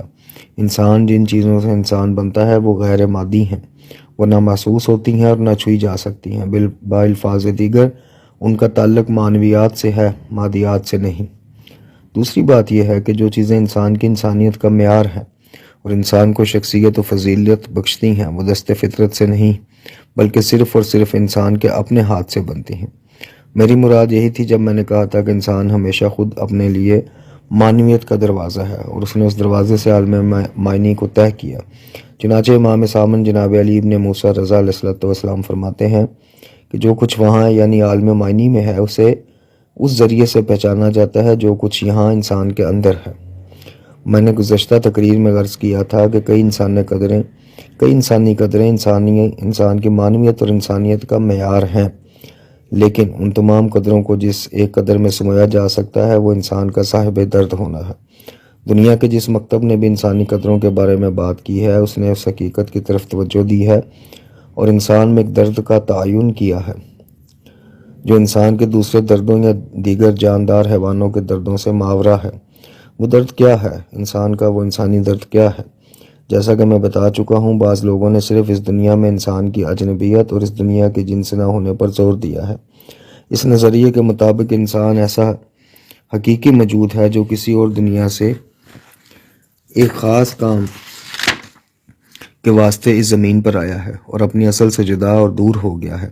اپنی اصل سے اس جدائی اور دوری نے اس کے اندر شوق، عشق، سوز اور جلا وطن ہونے کا احساس پیدا کیا ہے۔ پھر اس جلا وطنی کے احساس نے اس میں اپنی اصلی وطن یعنی ذات حق کی طرف واپس جانے کی خواہش پیدا کی ہے۔ وہ جنت سے نکالا گیا ہے اس لیے چاہتا ہے کہ واپس اپنی جنت میں لوٹ جائے جس کا اس سے وعدہ کیا گیا ہے، مگر اس کا دنیا میں آنا بیکار نہیں ہے، اسے خاص کام کے لیے یہاں بھیجا گیا ہے، لیکن اپنی اصل سے جدائی اور دوری نے اسے بے چین اور بے قرار کر رکھا ہے۔ اس نظریے کے مطابق انسان کا درد صرف خدا کا درد ہے، خدا سے دوری کا درد ہے، ذات حق کا قریب اور رب العالمین کے جوار میں واپس جانے کی آرزو ہے۔ چنانچہ ہر انسان خواہ وہ کسی مقام، کسی کمال یا کسی نقطے تک پہنچ بھی جائے، یہی محسوس کرتا ہے کہ وہ اپنے مشوق تک نہیں پہنچا ہے۔ انسان مطلق کمال چاہتا ہے۔ ایک نقطہ یہ بیان کیا جاتا ہے کہ انسان ہمیشہ وہ چیز چاہتا ہے جو اس کے پاس نہیں ہوتی، اور یہ بڑی عجیب بات ہے۔ جب تک انسان کے پاس وہ چیز نہیں ہوتی انسان اسے چاہتا ہے، مگر جب اس چیز کو پا لیتا ہے تو اس کا دل اس چیز سے ہٹ جاتا ہے۔ ایسا کیوں ہوتا ہے؟ یہ ایک غیر منطقی بات ہے کہ انسان کی طبیعت میں جس چیز کی چاہت ہو، اگر وہ اسے مل جائے تو اس کی خواہش باقی نہ رہے اور وہ اس چیز سے دور ہو جائے۔ ایک سیاح کہتا ہے کہ میں میوزیم میں نوادرات دیکھ رہا تھا، وہاں میں نے ایک ایسا مجسمہ دیکھا کہ ایک حسین و جمیل دوشیزہ مسہری پر سو رہی ہے اور اس کے پاس ایک خوبصورت مرد کھڑا ہے جس کا ایک پاؤں مسہری پر اور دوسرا پاؤں زمین پر ہے۔ اس کا منہ دوسری طرف مڑا ہوا ہے، یوں لگ رہا تھا جیسے وہ وہاں سے بھاگ رہا ہے۔ اس منظر کو دیکھ کر میں سمجھ نہ سکا کہ سنگ تراش نے اس مرد و زن کا مجسمہ معاشقے کے بجائے فرار کی حالت میں کیوں بنایا ہے۔ جو لوگ اس مجسمے کے بارے میں کچھ جانتے تھے، میں نے ان سے پوچھا تو انہوں نے بتایا کہ اس مجسمہ کے ذریعے سنگ تراش نے افلاطون کے اس نظریے کو پیش کیا ہے کہ انسان جس چیز کو چاہتا ہے پہلے پہل اس کی طرف بڑے جوش اور جذبے اور عشق اور شوق سے بڑھتا ہے، لیکن جب اسے وصال کی قربتوں کے لمحات نصیب ہو جاتے ہیں تو اس کا عشق وہیں دفن ہو جاتا ہے، کیونکہ وصال عشق کا مدفن ہے اور وصال کے بعد انسان میں نفرت اور فرار کا آغاز ہوتا ہے۔ ایسا کیوں ہے؟ حالانکہ یہ ایک فطری اور غیر منطقی بات ہے۔ جن لوگوں نے اس بات پر غور کیا ہے انہوں نے اس کا سراغ لگا لیا ہے۔ وہ کہتے ہیں کہ انسان ایسا موجود ہے جو کسی محدود کا عاشق نہیں ہو سکتا، وہ کسی فانی کا عاشق نہیں ہو سکتا، وہ کسی ایسی چیز کا عاشق نہیں ہو سکتا جو زمان و مکان میں قید ہو۔ وہ مطلق ذات حق کا عاشق ہے، خدا کا عاشق ہے۔ جو خدا کا منکر ہے وہ بھی خدا کا عاشق ہے، حتیٰ کہ وہ منکرین بھی جو خدا کو برا بھلا کہتے ہیں اپنی نہاد میں اپنی سرشت میں مطلق کمال کے عاشق ہیں، مگر راستہ بھٹک گئے ہیں، اپنے معشوق کو کھو بیٹھے ہیں۔ ابن عربی کہتے ہیں دنیا میں کوئی انسان ایسا نہیں ہوا جس نے غیر خدا سے محبت کی ہو، لیکن خدا زینب، سعاد اور ہند جیسے ناموں کے پیچھے چھپ گیا ہے۔ مجنو سمجھتا ہے کہ وہ لیلا کا عاشق ہے کیونکہ وہ اپنی فطرت اور اپنے وجدان کی گہرائی سے بے خبر ہے۔ ابن عربی کہتے ہیں کہ انبیاء اس لیے نہیں آئے تھے کہ لوگوں کو خدا سے عشق کرنا اور اس کی عبادت کرنا سکھائیں، بلکہ وہ اس لیے آئے تھے کہ لوگوں کو بتائیں کہ تم کمال مطلق کے عاشق ہو۔ کیا تم یہ سمجھتے ہو کہ دولت تمہارے لیے مطلق کمال ہے، یا جاؤ حشم تمہارے لیے مطلق کمال ہے، یا عورت تمہارے لیے مطلق کمال ہے؟ تم مطلق کمال کے سوا کچھ نہیں چاہتے، مگر تمہارے آگے غلط فہمی کے پردے پڑے ہوئے ہیں۔ انبیاء اس لیے آئے تھے کہ انسان کے سامنے پڑے ہوئے غلط فہمی کے پردوں کو ہٹائیں۔ انسان کا درد وہ خدائی درد ہے، اگر اس کی آنکھوں کے سامنے سے غلط فہمی کے پردے ہٹ جائیں اور اسے اس کا معشوق مل جائے تو وہ ویسی ہی عاشقانہ عبادت کرنے لگے گا جیسے حضرت علی علیہ السلام کیا کرتے تھے۔ قرآن مجید فرقان حمید کہتا ہے جان لو کہ دلوں کو صرف اللہ کے ذکر سے ہی اطمینان ملتا ہے۔ سورہ مبارکہ رعد آیت نمبر 28۔ اس آیت کے شروع میں بے ذکر اللہ کے الفاظ حسر کے لیے آئے ہیں، یعنی صرف اور صرف اللہ کے ذکر سے ہی دل اطمینان اور سکون پاتے ہیں اور دلوں کی بے چینی دور ہوتی ہے۔ ہاں، قرآن کہتا ہے کہ اگر انسان یہ گمان کرتا ہے کہ وہ دولت تک پہنچ کر آرام اور سکون حاصل کر لیتا ہے اور اضطراب اور بے آرامی سے چھٹکارا پا لیتا ہے تو یہ اس کی غلط فہمی ہے۔ قرآن یہ نہیں کہتا کہ ان چیزوں کے پیچھے نہ جاؤ، بلکہ کہتا ہے کہ ان چیزوں کو ضرور حاصل کرو۔ لیکن اگر آپ سوچتے ہیں کہ یہ چیزیں انسان کے دل کو آرام اور اطمینان دیتی ہیں، اور جب انسان یہ چیزیں حاصل کر لیتا ہے تو وہ یہ احساس کرتا ہے کہ وہ اس کمال تک پہنچ گیا ہے جو مطلوب ہے، تو وہ غلطی پر ہے۔ دلوں کو صرف اور صرف یاد خدا سے ہی اطمینان اور سکون ملتا ہے۔ کچھ مکاتب فکر اس بات پر زور دیتے ہیں کہ انسان اپنی اصل سے دور ہو گیا ہے، کچھ دیگر مکاتب فکر اس بات پر زور دیتے ہیں کہ انسانوں کا درد رکھا جائے، نہ کہ خدا کا درد رکھا جائے۔ حتیٰ کہ بعض لوگ کہتے ہیں کہ خدا کے لیے انسان کا درد رکھنے کا کیا مطلب ہے۔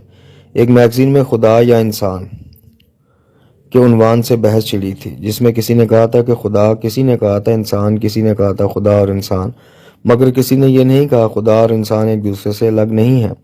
اگر خدا نہ ہو تو ہم بھی نہ ہوتے۔ انسان میں خدا کا جو درد ہے، جب تک ہم اسے نہیں جانیں گے اور انسان خدا کی طرف نہیں جائے گا، انسانوں کا درد بھی اس کی جگہ تک نہیں پہنچے گا۔ انسانیت خدا کا درد ہے اور انسان کا درد خدا کا درد رکھنے کی وجہ سے ہے۔ عرفا کی نظر میں انسان کامل کی سیر۔ کامل انسان کی سیر کے بارے میں عرفا نے بڑی عمدہ بات کہی ہے۔ وہ کہتے ہیں کہ کامل انسان سیر تکامل میں 4 سفر کرتا ہے، جیسا کہ ابو علی سینا نے اپنی کتاب اشارات میں نواں طریقہ کے ذیل میں لکھا ہے۔ پہلی سیر میں انسان اپنی ذات سے ذات حق کی طرف جاتا ہے، یہ ہے سیر من الخلق الی الحق۔ دوسری سیر میں انسان خود کو ذات حق یعنی خدا کے اسماء و صفات میں گم کر کے، یا یوں کہیے کہ خود کو خدائی صفات سے متصف کر کے خدا کی طرف جاتا ہے، اور یہ ہے سیر من الحق الی الحق بالحق۔ تیسری سیر میں انسان دوبارہ مخلوق کی طرف واپس آتا ہے، اور تنہا واپس نہیں آتا بلکہ ذات حق سے جدا ہوئے بغیر آتا ہے اور مخلوق کی ہدایت کے لیے آتا ہے، یہ ہے سیر من الحق الی الخلق بالحق۔ چوتھی سیر، یہ سیر من الخلق الی الخلق بالحق ہے، یعنی مخلوق کے درمیان مخلوق کی نجات کے لیے سفر، مگر حق تعالیٰ کے ساتھ۔ اس ضمن میں سے بہتر بات نہیں کی جا سکتی۔ انسان کا خدا کی طرف سفر اس وقت تک بیکار ہے جب تک وہ خدا سے جدا ہے۔ جب انسان اپنے سفر میں ذکر خدا تک پہنچ گیا، اس نے خدا کو پہچان لیا، نیز یہ بھی جان لیا کہ وہ خدا سے اور خدا اس سے قریب ہے، تو وہ خدا کے ساتھ خلق خدا کی طرف واپس لوٹ آیا۔ ایسا انسان خلق خدا کی نجات کے لیے خلق خدا کے درمیان چلتا پھرتا ہے اور خلق خدا کو متحرک کرنے اور اسے خدا سے قریب کرنے کی کوشش کرتا ہے۔ جب ایسا انسان خلق خدا کو متحرک کرتا ہے تو یہ تحریک خلق خدا کی نجات اور بیداری کے لیے ہوتی ہے۔ اگر ہم کہیں کہ انسان کا سفر مخلوق سے خدا کی طرف ہے اور وہ یہیں بیٹھا رہے تو ہم نے انسان کو پہچانا نہیں۔ اور اگر ہم یہ کہیں کہ انسان خدا کی طرف جائے بغیر مخلوق کی طرف جائے تو یہ بھی جھوٹ ہے، جیسا کہ آج کے مادی مکاتب کہتے ہیں۔ اور انہوں نے اس نظریے کے تحت مخلوق کی نجات کے لیے کچھ بھی نہیں کیا۔ مخلوق کو نجات وہی دلا سکتا ہے جس نے پہلے خود نجات حاصل کر لی ہو۔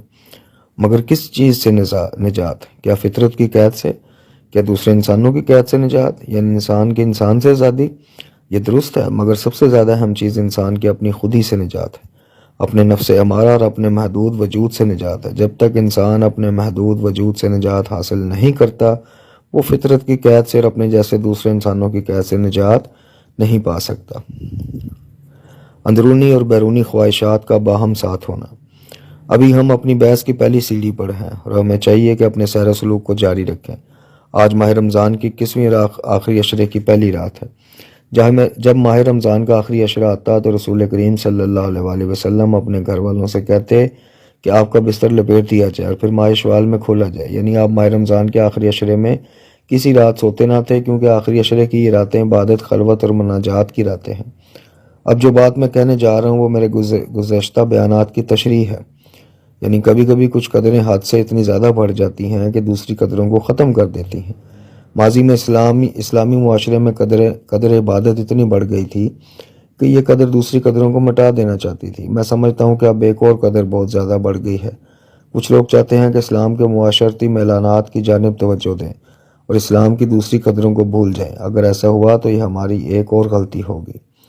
ان لوگوں کا یہ انحراف اس بدو کی طرح ہے جو گدھے پر سوار ہونے کے لیے بڑے ہی تمتراک سے آیا، مگر گدھے کے اوپر سے اچھل کر دوسری طرف جا گرا اور بولا پہلے کی طرح ہو گیا، یعنی میں زمین کا زمین پر ہی رہ گیا۔ اگر بفرض محال ہم اسلام کے معتدل راستہ کو چھوڑ دیں تو اس سے کیا فرق پڑتا ہے کہ ہم معاشرے سے گریز کر کے خدا کی طرف مائل ہوں یا خدا سے گریز کر کے معاشرے کی طرف مائل ہوں، کیونکہ اسلام کی منطق کے حساب سے ان دونوں صورتوں میں کوئی فرق نہیں۔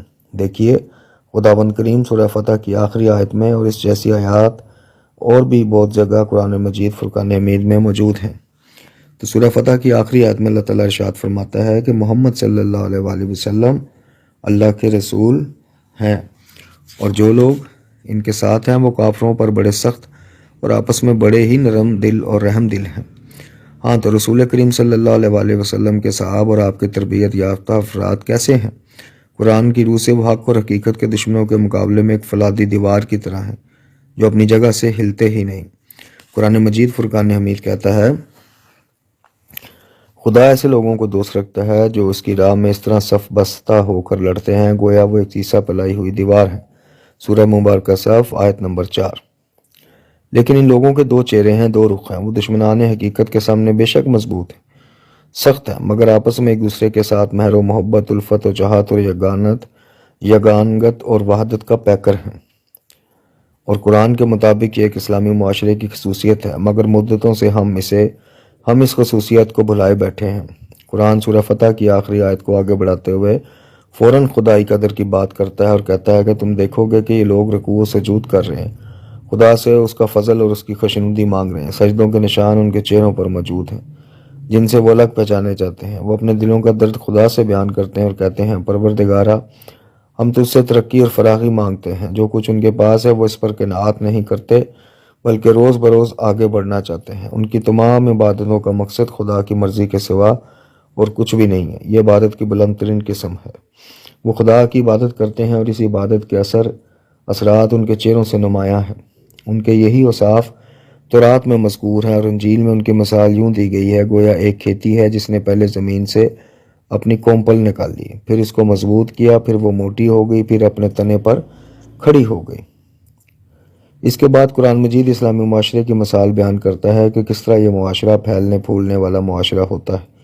وہ کہتا ہے کہ یہ معاشرہ ایک ایسے پودے کی طرح ہے جو شروع میں کمزور اور چھوٹا ہوتا ہے مگر آہستہ آہستہ پروان چڑھتا ہے، پھلتا پھولتا ہے، ترقی کرتا ہے اور آخر میں تناور درخت بن جاتا ہے۔ ایک کھیتی شروع میں کمزور ہوتی ہے مگر جب بڑھتی ہے تو کسانوں کے دل کو خوش کر دیتی ہے۔ اسلامی معاشرہ بھی جب ایک کھیتی کی طرح پھلتا پھولتا ہے تو کفار کے دل جل جاتے ہیں۔ دیکھیے کہ یہ باتیں کیسے ایک دوسرے کے ساتھ منسلک ہیں، یعنی جڑی ہوئی ہیں۔ قرآن فرماتا ہے یہ توبہ کرنے والے، اس کی عبادت کرنے والے، اس کی حمد کرنے والے، اس کی خاطر زمین پر سفر کرنے والے، اس کے آگے رکوع اور سجدہ کرنے والے ہیں۔ اس کے فوراً بعد فرماتا ہے یہ لوگ نیکی کا حکم دیتے ہیں اور بدی سے روکتے ہیں، یعنی اپنے معاشرے کی اصلاح کرتے ہیں، وہ اپنے معاشرے میں اچھائیوں کا حکم دیتے ہیں اور برائیوں سے روکتے ہیں۔ سورہ مبارکہ توبہ آیت نمبر 112۔ نیز قرآن مجید فرماتا ہے یعنی یہ لوگ صبر کرتے ہیں، یعنی ثابت قدم رہتے ہیں۔ قرآن مجید میں لفظ صبر ہمیشہ ثابت قدمی کے معنی میں آیا ہے، خاص کر میدان جنگ میں ثابت قدمی کے لیے۔ سچ بولتے ہیں، فرما بردار ہیں، انفاق کرتے ہیں، پھر بلا فاصلہ فرماتا ہے اور رات کی آخری گھڑیوں میں خدا سے مغفرت کی دعائیں بھی مانگتے ہیں۔ سورہ آل عمران آیت کا نشان 17۔ اسی بنا پر اسلام میں یہ تمام قدریں ایک دوسرے سے جڑی ہوئی ہیں اور وہ کسی طور بھی ایک دوسرے سے جدا نہیں ہیں۔ جو کوئی ان میں سے کسی ایک قدر کی تحقیر کرتا ہے وہ دوسری قدر کی بھی تحقیر کرتا ہے۔ امام زمان جل اللہ تعالیٰ فرج شریف کے صاحب کے اوصاف میں ایک تعبیر ہے جو میں نے ایک حدیث میں نہیں متعدد احادیث میں دیکھی ہے، یعنی وہ رات کے وقت عبادت گزار اور دن کے وقت میدان کارزار کے شیر ہوتے ہیں۔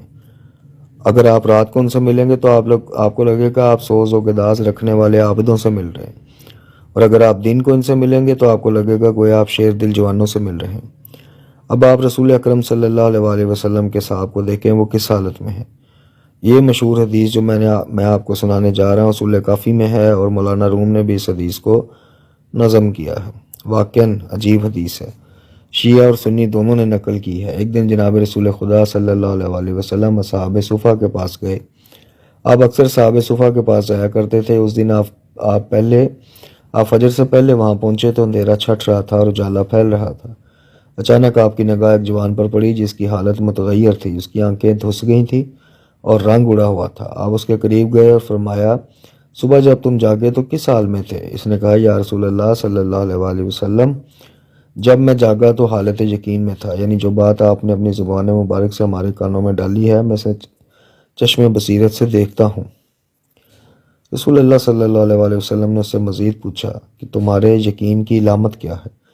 اس نے کہا میرا یقین مجھے محزون رکھتا ہے اے اللہ کے رسول، وہ مجھے رات کو جگائے رکھتا ہے اور دن کو پیاسا رکھتا ہے، یعنی دن میں روزہ رکھنا اور شب زندار رہنا میرے یقین کی علامت ہے۔ میرا یقین ہے اس بات کی اجازت نہیں دیتا میرا یقین مجھے کہ میں رات کو اپنے سر تکیے پر رکھوں اور بغیر روزہ رکھے اپنا دن گزاروں۔ حضرت صلی اللہ علیہ وسلم نے فرمایا اتنا کافی نہیں ہے، کچھ اور بھی بتاؤ، میں اس سے بڑھ کر کوئی علامت چاہتا ہوں۔ اس نے کہا یا رسول اللہ صلی اللہ علیہ وسلم اس وقت میں اس دنیا میں ہوں مگر اس دنیا کو دیکھ رہا ہوں اور وہاں کی آوازیں سن رہا ہوں۔ میں اس وقت اہل جنت اور اہل جہنم دونوں کی آوازیں سن رہا ہوں۔ یا رسول اللہ صلی اللہ علیہ وسلم اگر آپ اجازت دیں تو میں آپ کے ایک صحابی کے بارے میں بتاؤں کہ کون جنت میں اور کون جہنم میں؟ حضرت نے فرمایا بس چپ رہو۔ اسی کے بعد حضرت صلی اللہ علیہ وسلم نے اس جوان سے پوچھا تمہاری کوئی آرزو ہے؟ تو اس نے کہا یا رسول اللہ میری آرزو رائے خدا میں شہادت ہے۔ یہ تھی اس کی عبادت اور یہ تھی اس کی آرزو، وہ تھیں اس کی راتیں اور یہ تھے اس کے دن اور اس کی آرزو۔ ہاں یہ ہوتا ہے اسلام کا مومن، یہ ہوتا ہے اسلام کا انسان جو دونوں درد رکھتا ہے۔ اس کا پہلا درد خدا کی محبت کا درد ہے جس نے اس کے اندر یہ دوسرا درد پیدا کیا۔ میں نے تقریر کے آغاز میں اس آیہ مبارکہ کی تلاوت کی تھی وَاسْتَعِینُوا بِالصَّبْرِ وَالصَّلَاةِ۔ اس آیت میں قرآن مجید ایک عجیب بات کہتا ہے ایمان والو صبر اور نماز کے ذریعے سے مدد مانگو۔ مفسرین نے یہاں صبر سے روزہ مراد لیا یا کم از کم یہ کہ روزہ صبر کی ایک قسم ہے، لہٰذا اس کے ذریعے سے مدد مانگو۔ مگر وہ کون سی مدد ہے جو ہم نماز سے مانگ سکتے ہیں؟ وہ کون سی مدد ہے جو ہم عبادت کے ذریعے سے مانگ سکتے ہیں؟ یہ جو عبادت ہم کرتے ہیں یہی مدد ہے۔ اصل میں ہر مدد یہیں سے حاصل کی جاتی ہے۔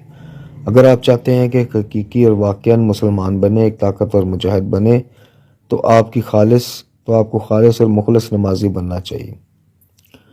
ہمارے کچھ لوگ کہتے ہیں کہ ہم نماز کیوں پڑھیں، عبادت کیوں کریں، یہ تو بوڑھی عورتوں کا کام ہے۔ آدمی کو تو سوشل ہونا چاہیے اور اپنے سماج کی بہتری کے لیے کام کرنا چاہیے۔ یہ ایک طرح کی روشن فکری ہے، مگر یہ روشن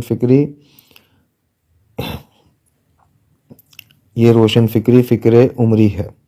آپ نے سنا ہوگا کہ جناب عمر نے اذان میں حی علی خیر العمل کا جملہ نکال دیا تھا۔ کیا آپ کو معلوم ہے کہ انہوں نے ایسا کیوں کیا تھا؟ انہوں نے ایسا دراصل غلط فہمی کی بنا پر کیا تھا۔ ان کے زمانے میں اسلامی فتوحات زوروں پر تھیں اور مسلمانوں میں جہاد کا بڑا جوش تھا۔ مسلمانوں کے لشکر پر لشکر جہاد کے لیے جاتے تھے۔ وہ تعداد میں کم ہونے کے باوجود اپنے سے کئی گنا طاقتور دشمن کو شکست دے دیتے تھے۔ وہ تعداد میں کم ہونے کے باوجود بڑے بڑے لشکروں کو الٹا پلٹا دیتے تھے۔ وہ ایران اور روم جیسی دو بڑی سلطنتوں سے بیک وقت لڑ رہے تھے۔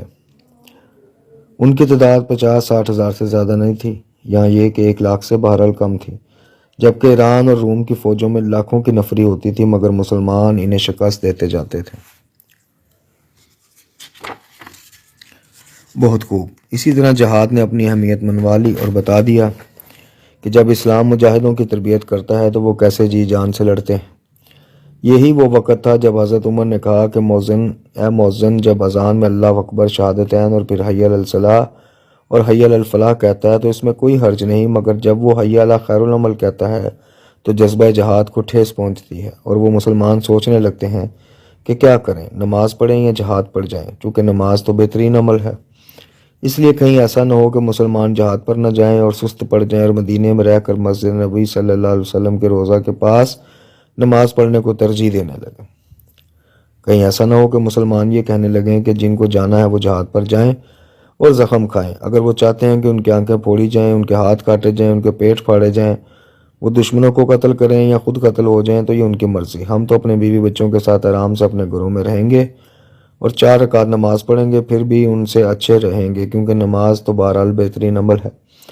اس قسم کی صورتحال کی پیش بندی کے خیال سے جناب عمر نے اذان میں سے حی علی خیر العمل کا جملہ نکال دیا، لیکن انہوں نے یہ نہیں سوچا کہ یہ 50-60 ہزار مسلمان دشمن کی لاکھوں فوج کے خلاف 2 محاذوں پر کس طاقت کی وجہ سے لڑ رہے ہیں اور فتح پا رہے ہیں۔ اس فتح کا راز کیا ہے؟ کیا یہ فتح ہتھیاروں کی وجہ سے ہو رہی ہے؟ کہ عربوں کا ہتھیار ایرانیوں اور رومیوں کے ہتھیاروں سے زیادہ کارگر ہے؟ نہیں، ہرگز نہیں۔ ایران اور روم اس زمانے کی 2 ترقی یافتہ سلطنتیں تھیں اور ان کے سپاہیوں کے پاس بہترین ہتھیار تھے۔ انہی سلطنتوں کے ترقی یافتہ ہتھیاروں سے لیس فوجوں کو مسلمانوں نے شکست دی تو کس وجہ سے؟ چنانچہ جو تلواریں ایران اور روم کے فوجیوں کے پاس تھیں ان کے سامنے عربوں کے ہتھیار ٹوٹے ہوئے لوہے کے ٹکڑوں سے زیادہ کچھ نہ تھے۔ کیا عربوں کی نسل ایرانیوں اور رومیوں سے زیادہ طاقت اور زیادہ زور آور تھی؟ بالکل بھی نہیں۔ کیا ہم نہیں جانتے کہ قبل از اسلام شاہ پور ذوالقطاف نے ایران سے جا کر عربوں کی کیا درگت بنائی تھی؟ کیا اس نے ہزاروں عربوں کو قیدی نہیں بنایا تھا؟ کیا اس نے مار مار کر ان کے کندھے سیاہ نہیں کر دیے تھے اور ان کے پاؤں میں زنجیریں نہیں پہنائی تھیں؟ اس وقت عربوں کا زور کہاں تھا؟ پس عرب کس طاقت کے بل بوتے پر ایران اور روم سے لڑ رہے تھے، ان کو شکست دے رہے تھے؟ ان کی طاقت ایمان کی طاقت تھی، اور یہ طاقت انہوں نے حی علی خیر العمل سے ہی حاصل کی تھی۔ یہ طاقت انہوں نے نماز سے حاصل کی تھی۔ یہ وہ طاقت تھی جو انہوں نے اپنے خدا سے راز و نیاز کر کے حاصل کی تھی۔ قرآن کی تعبیر کے مطابق جب انسان رات کو خدا کے حضور میں کھڑا ہوتا ہے اور اس سے راز و نیاز کرتا ہے اور اس کے سامنے روتا اور گڑ گڑاتا ہے تو وہ اپنے خدا سے طاقت حاصل کرتا ہے۔ یہی طاقت اسے ہمت بخشتی ہے اور حوصلہ دیتی ہے، یعنی عربوں میں ایسی طاقت اور ہمت آ جاتی ہے کہ وہ ایران اور روم کی فوجوں کو گھٹنے ٹیکنے پر مجبور کر دیتے ہیں۔ عربوں نے یہ ہمت کہاں سے حاصل کی؟ ہاں، انہوں نے اپنے ایمان سے یہ ہمت حاصل کی، اور نماز ایمان کی تجدید کا نام ہے۔ یہ ہمت انہوں نے اللہ اکبر سے حاصل کی۔ جب وہ نماز میں اللہ اکبر کہتے ہیں تو پھر اپنے آپ سے کہتے ہیں کہ باقی ہر چیز چھوٹی ہے۔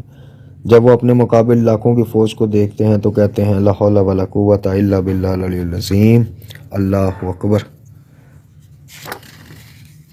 اس کا مطلب ہے کہ کوئی طاقت نہیں سوائے اللہ کے، جو سب سے بزرگ و برتر ہے۔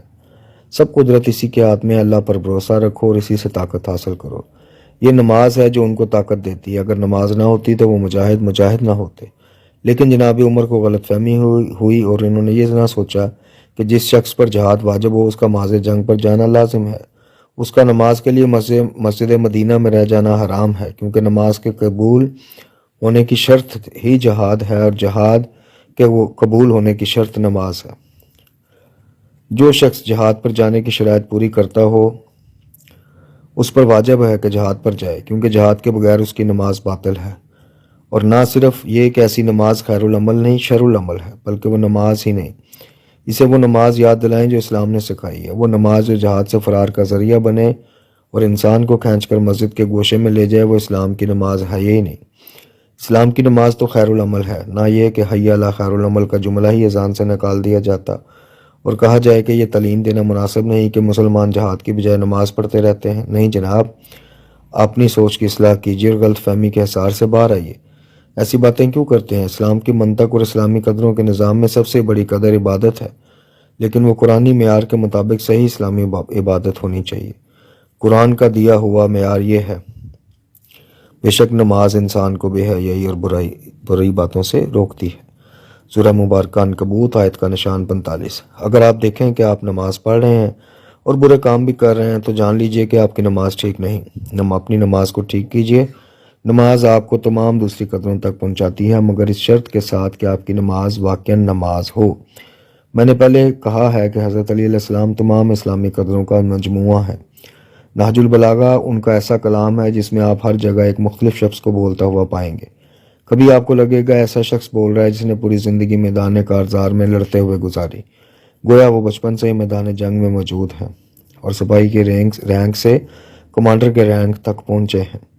ایک ایسا کمانڈر جو جنگی معاملات کے سوا کچھ جانتا ہی نہیں، مگر جو ہی آپ ورک الٹیں گے تو منظر بھی بدل جائے گا اور آپ کو لگے گا کہ ایک ایسا عارف بول رہا ہے جسے آشکارانہ راز و نیاز کے سوا اور کوئی کام ہی نہیں آتا۔ جناب علی علیہ السلام کی مروت۔ آج ماہ رمضان کی 21ویں رات ہے۔ یہ رات حضرت علی علیہ السلام کی شہادت کی رات ہے، اس لیے میں نے نہج البلاغہ سے 2-4 جملے آپ کو سنانا مناسب سمجھے۔ اگرچہ نہج البلاغہ میں اس موضوع پر اور بھی بہت سے جملے ہیں، مگر چونکہ دامن وقت تنگ ہے اس لیے میں اسلام کی منطق بتانے کے لیے انہی جملوں پر اکتفا کرتا ہوں۔